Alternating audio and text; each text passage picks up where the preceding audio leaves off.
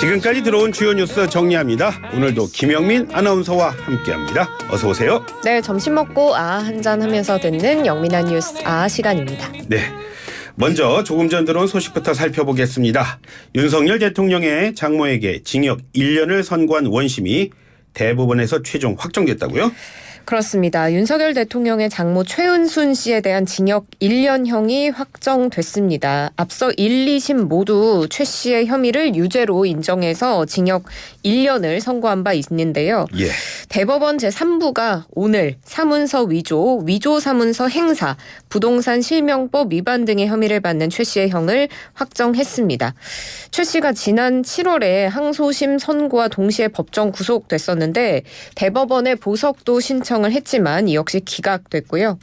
최 씨는 공범인 안모 씨와 함께 2013년 4월에 100억 원이 든 것처럼 잔고증명서를 위조한 것을 시작으로 71억 원, 38억 원, 또 138억 원이 표시된 가짜 잔고증명서를 만드는 등 총 4차례 사문서를 위조한 혐의로 재판에 넘겨졌습니다. 네.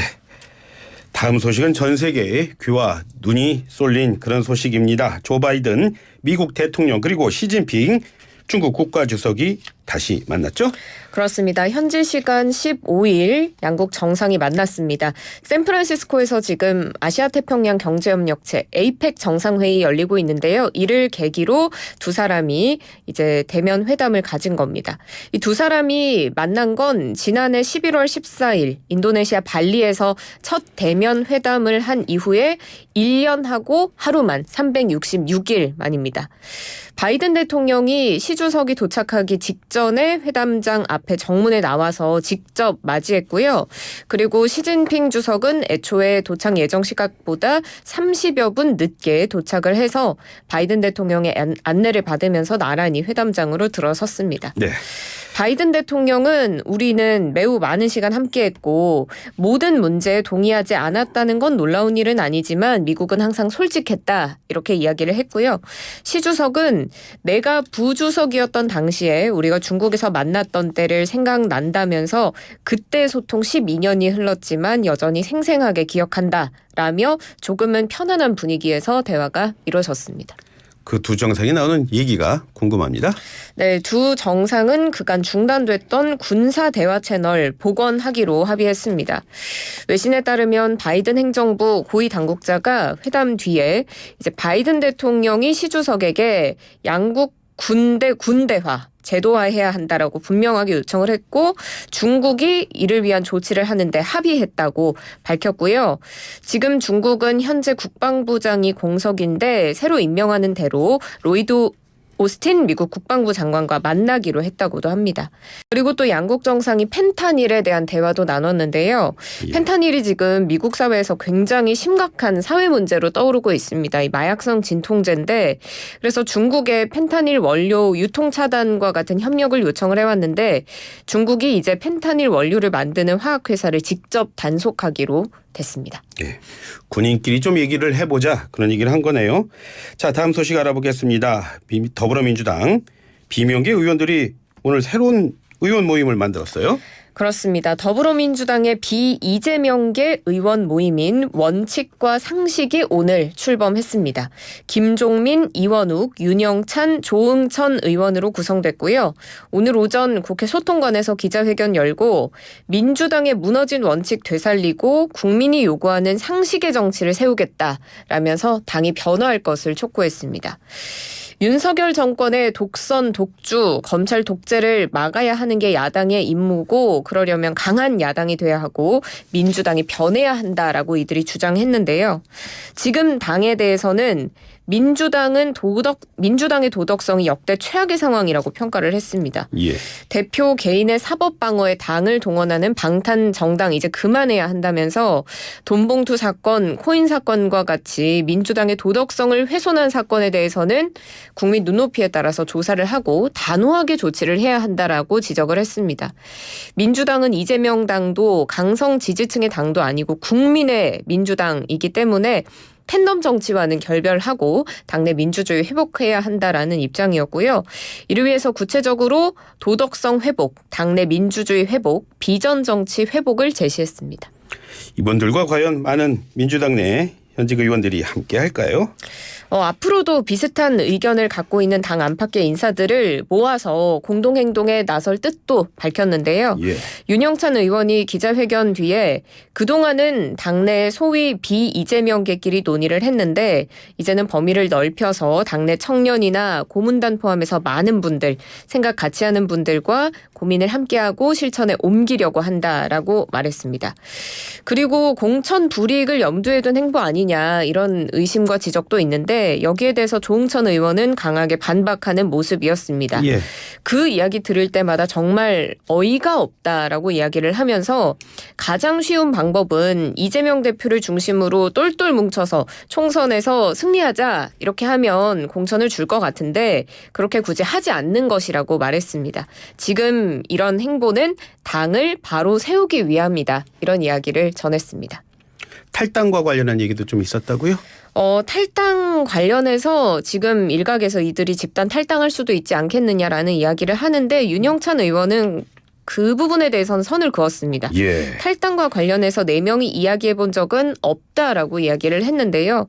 하지만 김종민 의원은 내년 1월부터 본격 총선운동 체제에 들어가는데 그러기에는 민주당이 지금 한 달가량의 시간이 있고 그간의 노력으로 당이 바뀔지를 기대하고 그렇지 않으면 어떤 결단을 내릴지 정하겠다라는 방침입니다. 예, 이제 시작이니까 의원들 사이에도 여러 의견이 있어 보입니다.